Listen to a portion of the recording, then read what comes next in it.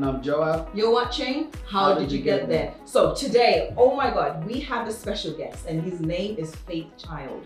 He's on the show today and I'm so excited because his story and who he is and what he stands for is incredible. So, hi Faith Child. Hi. Oh my God. Hey. It's incredible you're here. Yeah, thanks. Welcome to my city.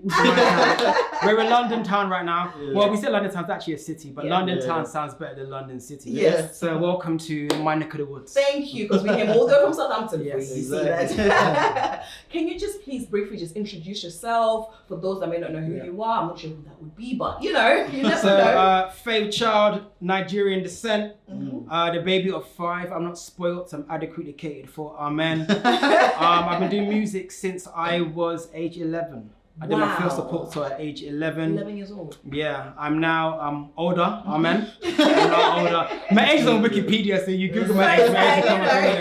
I'm older now. I was once in a group. Okay. Then I went solo. I became the Beyonce of the group. Wow. And the Lord has been with me ever Michelle? since. Michelle was Michelle. Kelly was Kelly, and Latoya was Latoya. But I have survived the test of time through the grace of God. Okay. And I just love sharing faith through music. I have an opportunity to travel and perform in like over 25 countries.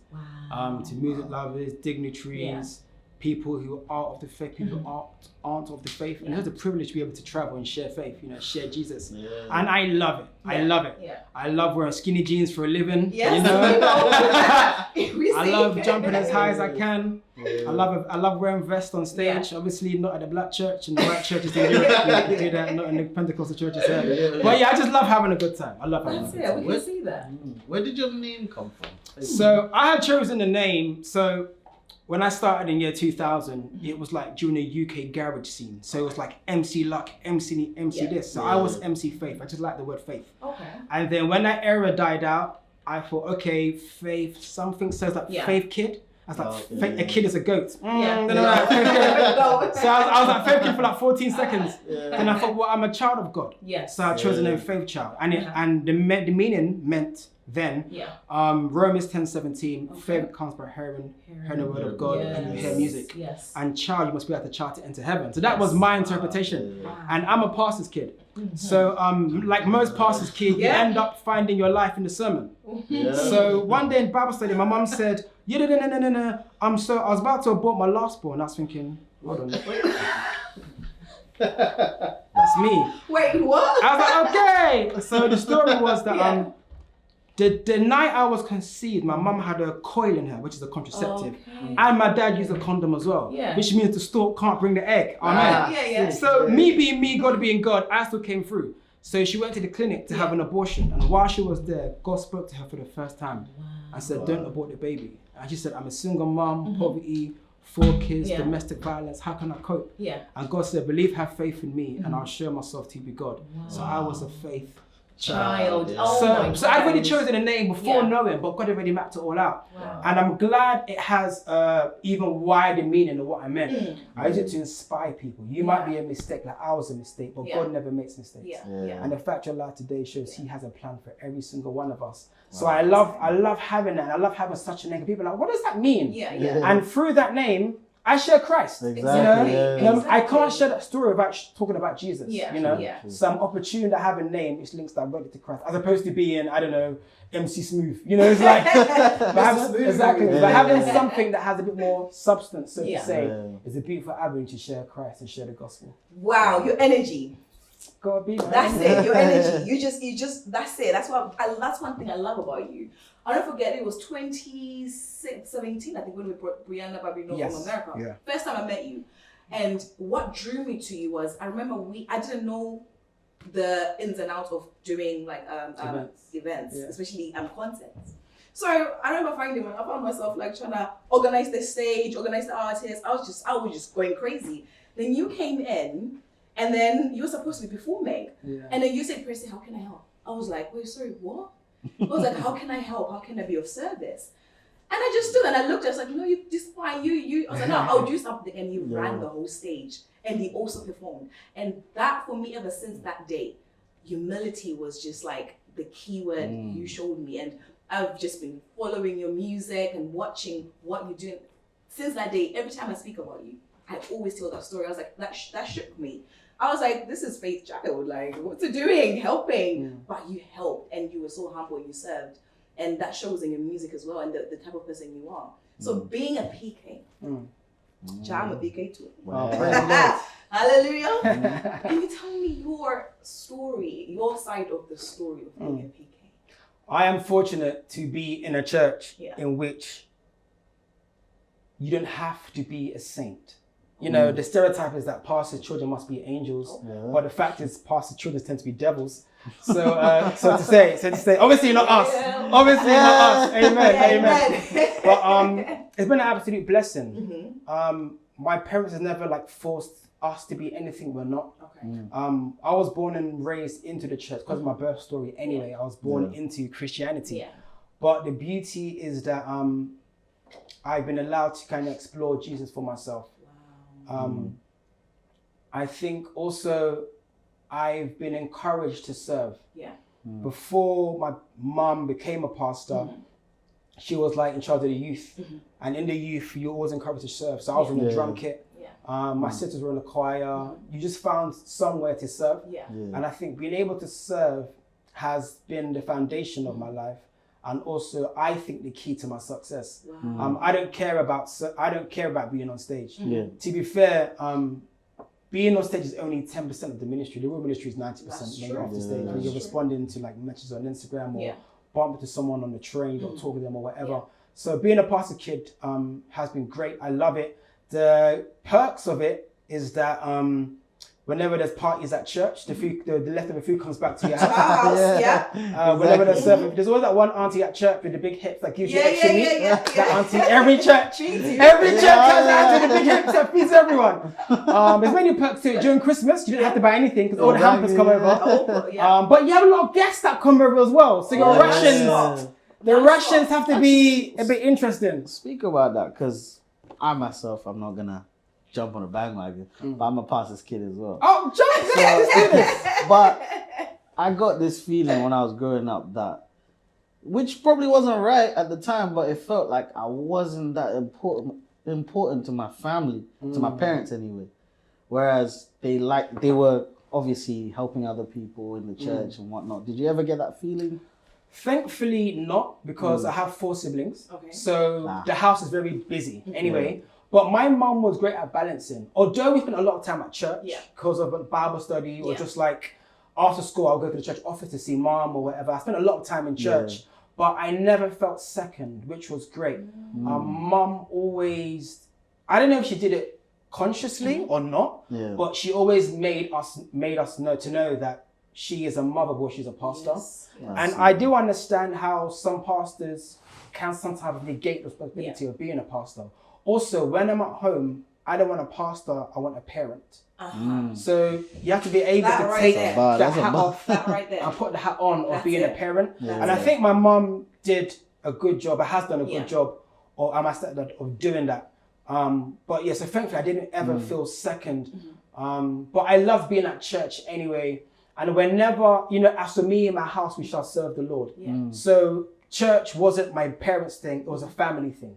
So whenever there was a need or counseling at 2 a.m. or someone is ill, that's us, So although my parents would go, I know that's our calling. Although it's her calling, but as a family, you take that burden on, so to say. So thankfully, I never ever really felt that's great. Second.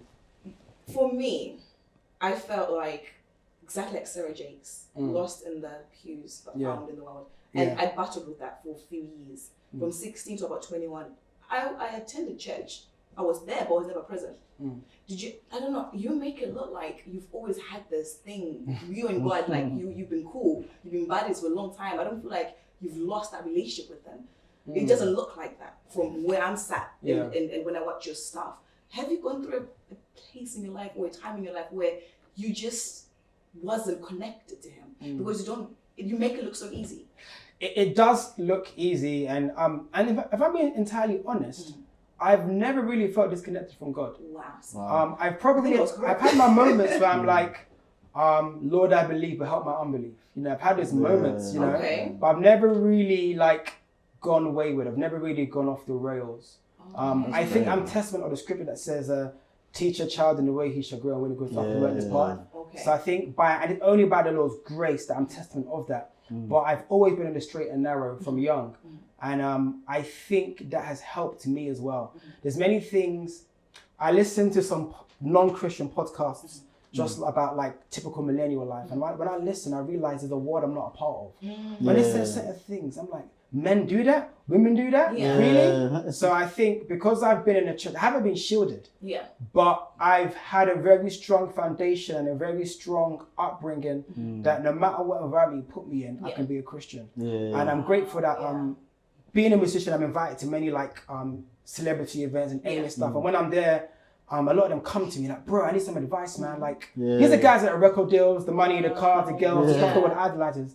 But they see me as a Christian guy, like, bro, I'm struggling with this. What do you think? Can you pray for me? Is that all right? And I love being light in the dark. I love being that token Christian guy in the room because that's where they need me. That's where they need Jesus the most. So I've never felt disconnected, and I'm grateful I haven't. But I've lived life to a degree, like in regards to situations, but enough to sympathize, not to empathize. I haven't been through certain stuff, but I've been through enough to empathize. So Wow. Me, I wish I could have that same testimony. But everyone's story is different. Everybody's story is different. But you know what? I'm just gonna jump in. I'm just gonna go right in and dive in. I think you know what I'm gonna do and ask about. Yeah. You're a virgin. Yes. Like you're a virgin. When I was thank you. When I was in year 8, so I would have been 12 going on 13. Yeah.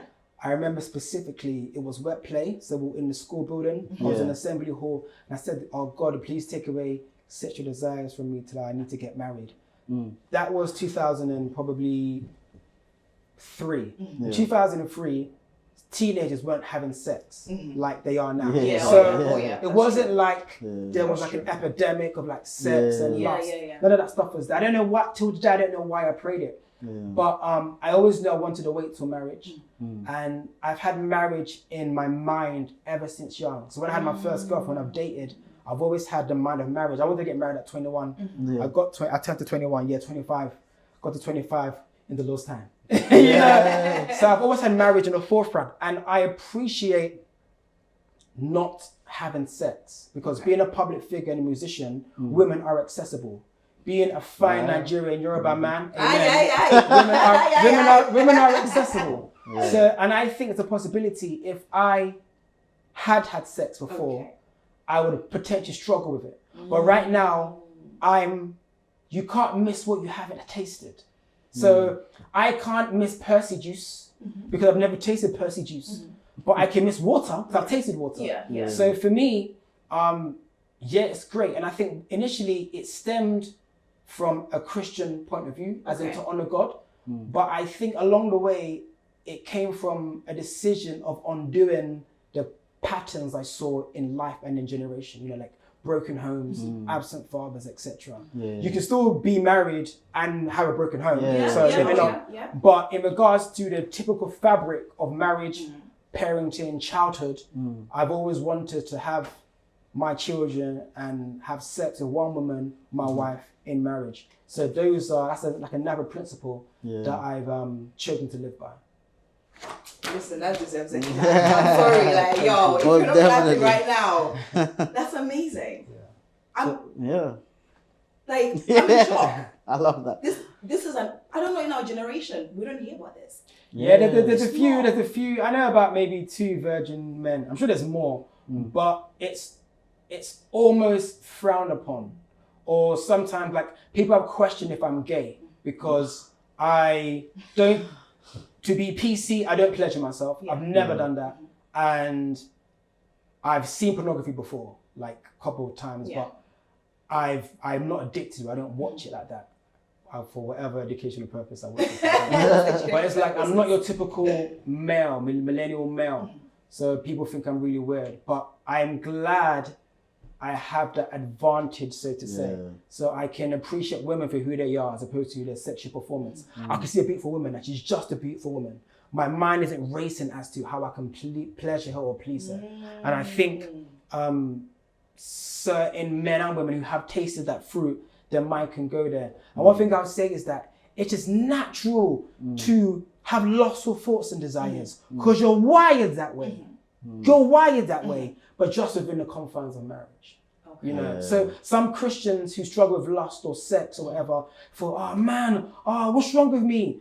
You're fine, but just not at this time. You know. So I think that's a very important thing to know that it is normal to be attracted and aroused and pleased or whatever, or want to satisfy that itch, but just within the confines of marriage. Because a lot of the time we don't talk about it in church, and we tend to like demonize and villainize those who go through it. But it's the truth and reality. A lot of ministers are doing it and they're sweeping it under the carpet, to be totally honest. So let's just be real, man. You just want to just say that just like that, yeah? Just say like that's the truth. You are it's something what it else, is. you know that? People are watching and they're nodding saying, yeah, he's talking truth because it's the truth. And I think the more we could be honest, the more those who are unchurched would be able to consider considering Christ. Yes, Holy Spirit convicts, but we plant the seed. And we have to aid them in that journey, you know. The more real we can be, the more people will be like, okay, I'll come to Christ when I'm perfect. Because we give this perfect image that we struggle with lust. So because you're still lustful, I can't be amongst the holy Christians. But everyone is struggling with something. So once we could be open, people will willing to have a conversation and be like, oh, you're just like me. So Christ can help me in my lust. Okay. All right, let me consider coming to Christ. You know, and that's how someone's journey can start. Faith child. I'm in awe. I wish I waited. I'm not going to lie, but I did not get married and I got divorced. And now I'm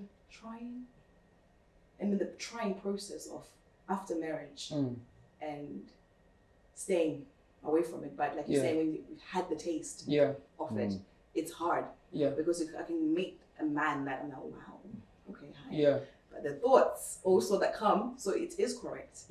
But then can people who, like myself, how do you now move back? Like what? Like you said the prayer. How do I come back to that place of, you know, being just about God and just staying away from that lustful desire and actually refrain and like not doing? The key thing primarily is triggers, you know. If you watch like, I don't know, Baywatch or Love Island or any of these kind of shows where it's highly visual, you know. If your weakness is like, I don't know, men who are really built and all that kind of stuff, try and avoid content that arouses those thoughts. Second thing will be prayer. God, you know what? I actually want to honor you in this situation. I can't do it by myself. I am abstaining because of you, not because of me. Please help me. God cares more about honest prayers than eloquent prayers. It's just like, God, this is where I'm at. This is where I'm at. Paul said the things I do the things I don't want to do. I do the things, whatever. You know the verse. The things I should do, I don't do. The things I shouldn't do, I do. And he's just being honest. The man that said, Lord, I believe, but help my unbelief. In his doubt, Jesus still answered and healed him. So people say, if you doubt, God can't heal you. But he can. You know, we all know the scriptures, but it's like, just being honest. God, this is where I'm at. You know, help me. And I guess when these thoughts and feelings arise, just find something to combat it. Maybe drawing or going to the gym or whatever.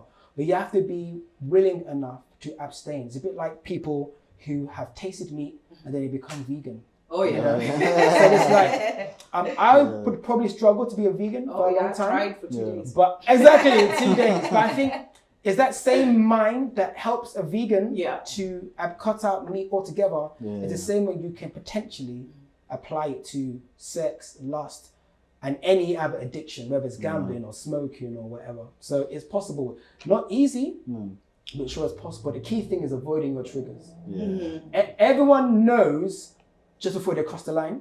Like you know when you're about to now get into bad territory. Everyone knows that. So it's about knowing, let me just Instagram let me just Explorer, stay off bro. of it. So yeah. Explorer, stay off Explorer. My Instagram Explore page needs the blood of Jesus. There's very interesting things on my Instagram Explore page. Jesus is working on that. He's working on that. He's working. You can actually select, click, hide posts like this. Okay. And eventually it will all disappear. Okay.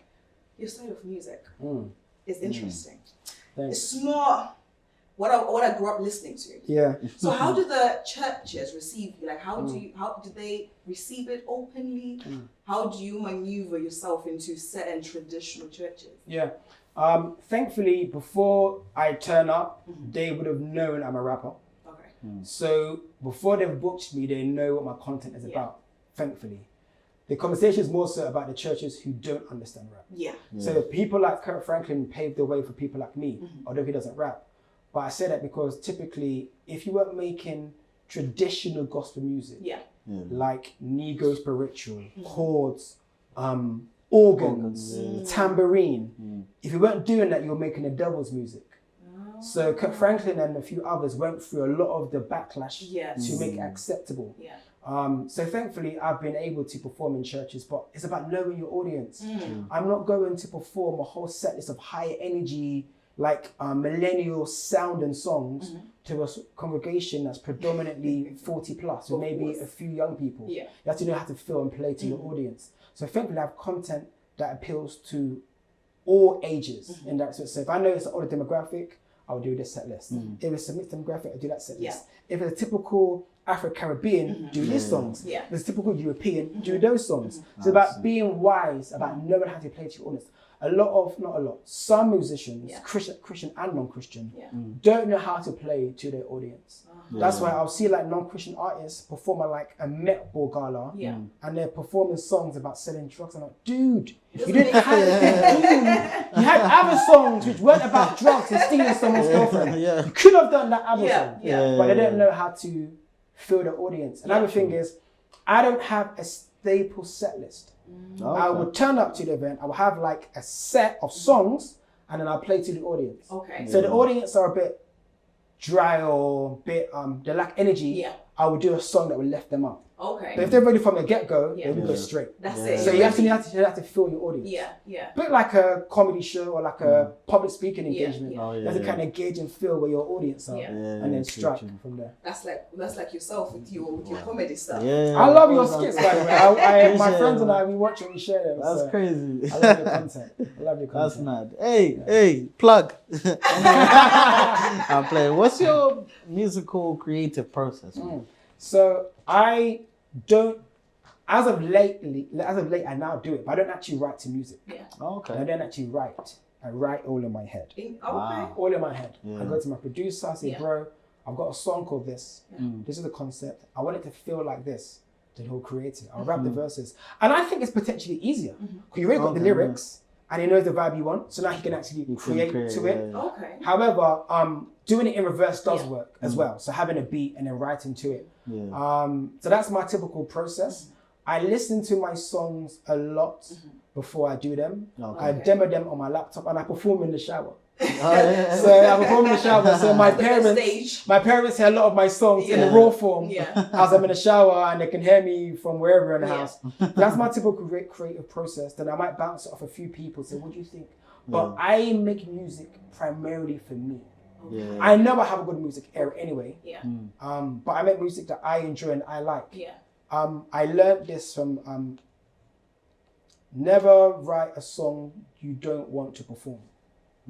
It makes no sense. That's why I don't like album fillers. When people have like random songs just fill up the album, it makes no sense. Because that song you don't like might become the hit. And now you got to perform a song every night, all the time for 3, 4, 5, 7 years that you don't like. You know? So make music that you enjoy. And I listen to a lot of the radio. I don't actually listen to a lot of rap music, funnily enough. That's why my sound is quite eclectic. And I know that, okay, I'm going to have, every year I might do like 4 or 5 or 7 stadiums, 15, 20 festivals, whatever, X amount of church gigs. So when I'm writing music, I create 3 that have a big sound, 4 that can work in any setting. And that's literally how I create. And I'll give you a tip or a secret you might clock or formula. A lot of American albums have country music on it because Texas is huge. And it's quite a central place for Western country music. Tennessee also is like a huge place for music. So that's something like Tasha Cobbs, all of them. War Script, we also have one country song are normally around the last 2 songs on the album. Give it a check. I think I know that one, yeah. On the other side? On the other side, the last song? Yeah. Oh, yeah. But no, they always have one country song. Yeah. So, and that's because they know we want to have a song that fits to that demographic, a song for that demographic. They'll always have one traditional gospel sounding song, a contemporary song, a worship song, an upbeat song, a kind of hip-hoppy song, then they have a country song. Wow. So that's the art of making music or making a project. For someone that like me who doesn't sing, you know, for him maybe. I just sing anything that sounds good, and I'm always singing in the shower as well. That's like my best performing stage. Yeah, everyone's good in the shower. Get out of the shower, you know you're really good. Exactly. So the church of today is a bit interesting. That's the word to use. Yeah. And I've been in different churches and I've seen different vibes and the way that they do church, and I feel like there's a generational gap currently with our generation, the older generation, and I think like we're trying to say this is who we are in this day and age and this is how we want to do church, and I feel like there's that rejection from them. But of course Hillsong, they do it differently. But let's say the black churches, have you come across that, and how do you feel like we can best advise our leaders?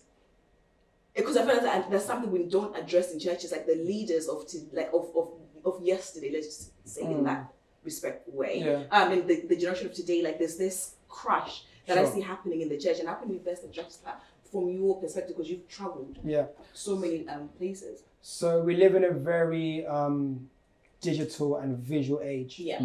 So therefore, a lot of churches, actually rewind a bit, a lot of churches don't understand that people learn in different ways.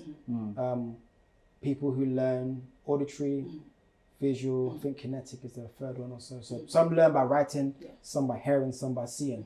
We're in a very visually driven age. So people have to be able to see. That's why people like Hillsong, they're very production heavy because it looks good. And that's how we're wired. So when something looks good, you're already engaged. It's a bit like a conversation. Come on. Also, our attention span is becoming shorter and shorter because we're a micro generation.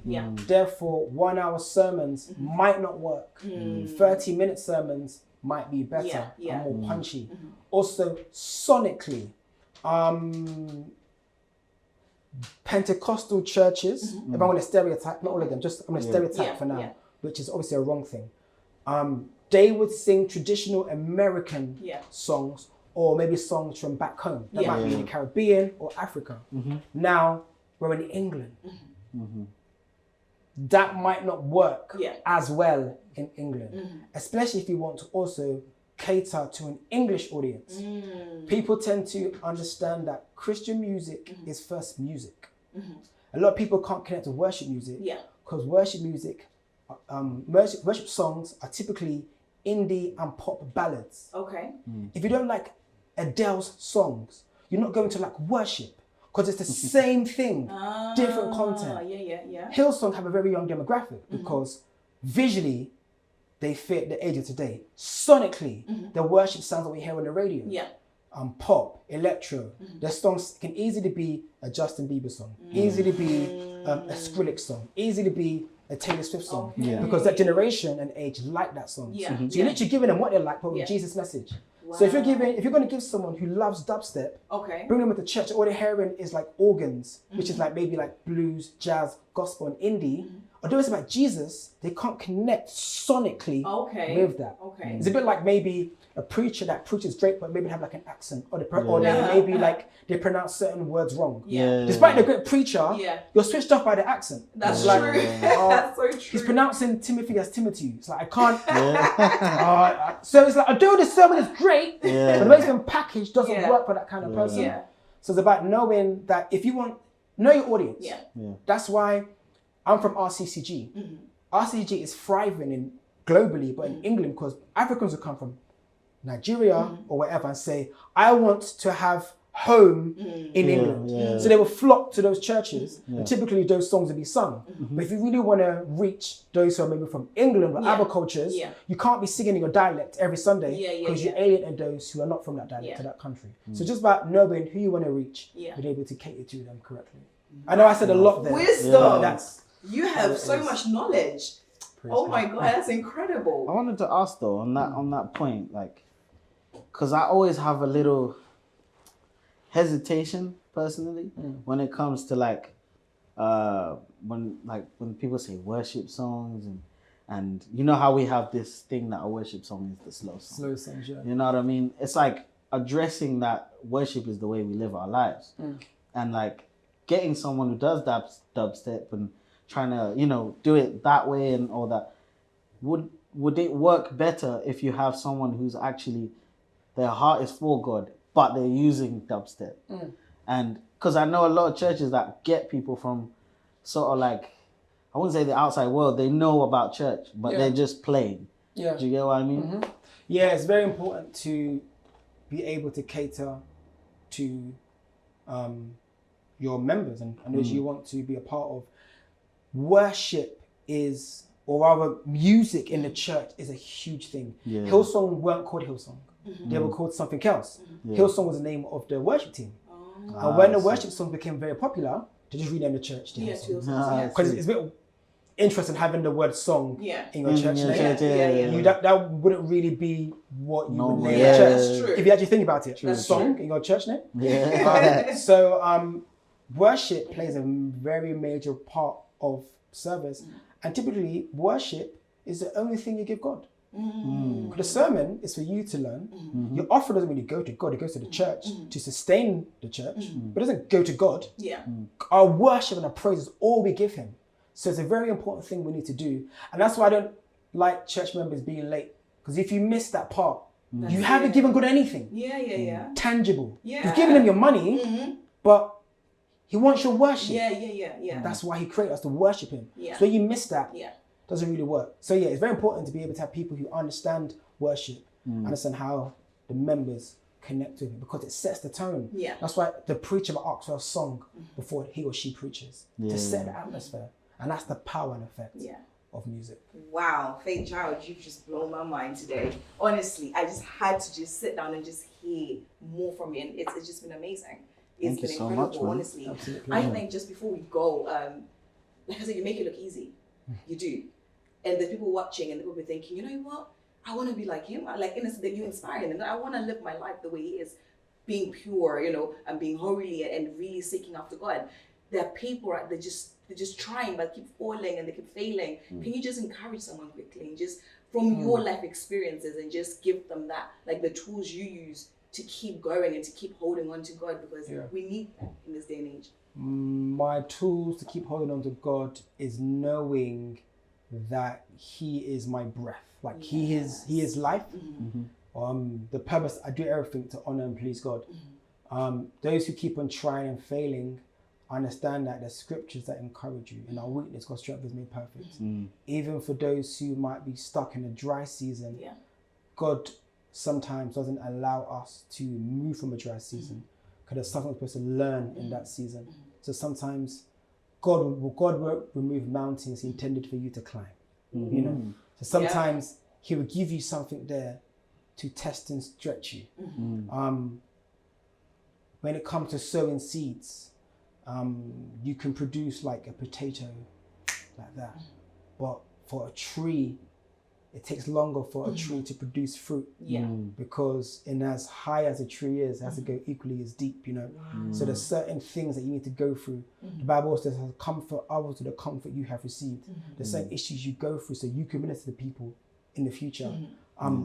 If you've struggled with insecurity, if I ain't been through that, I can only sympathize to a degree. But if I've been through it, I can minister directly, and we were on a common ground there.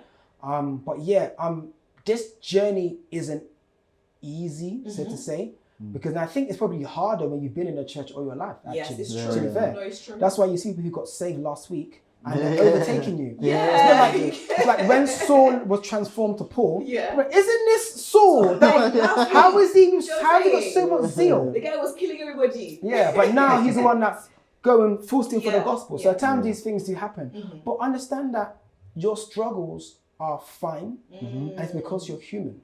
You know, at times we forget we're human, and because we focus too much at times on the spiritual, that we forget and negate the fact that we're spiritual beings having a physical encounter. Therefore, there's going to be a struggle there. Even Jesus was like in the garden, God, you know what? Cut past me by, you know. But let thy will be done. Exactly. So even Jesus was like, I ain't trying to drink this.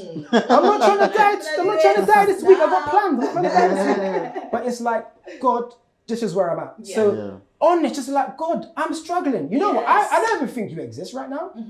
But help me. Yeah. You help me to help you. Help me help you. Because if you help me believe, I can give you what you want, which is my worship. If you don't help me believe, you're going to worship for me. So what you want to do. That's the deal. So yeah, just be honest, man. Just be honest, open, and keep on, you know. Yes. Bible says he is faithful to complete that which he has started. You know, these things take time. All things work out for the good of those who love the Lord and are called according to his purpose. Romans 8. Romans 8:28. Another Romans 8. Romans 8 is a great chapter.